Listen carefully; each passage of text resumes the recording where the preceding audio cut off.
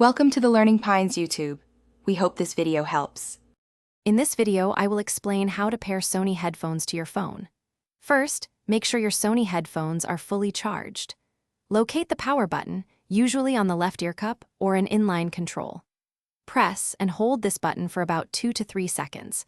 You should hear an audible power on confirmation or see an indicator light illuminate, signaling they are ready for the next step. Now, let's put your headphones into pairing mode.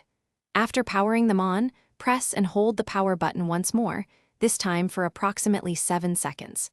The indicator light will begin to flash alternately blue and red, clearly signaling that your headphones are in pairing mode. Some specific models might feature a dedicated pairing button for this step. Your headphones are now discoverable. With your headphones in pairing mode, grab your phone. Open your phone settings and find the Bluetooth menu. If Bluetooth is not already active, turn it on. Your phone will then scan for nearby devices. Look for your Sony headphones in the list of available devices, often appearing with their model name. Simply tap on the headphone name to initiate the connection process. Once connected, your phone will display "Connected" next to your headphone's name in the Bluetooth list. The headphone's indicator light will typically flash blue slowly or turn off completely.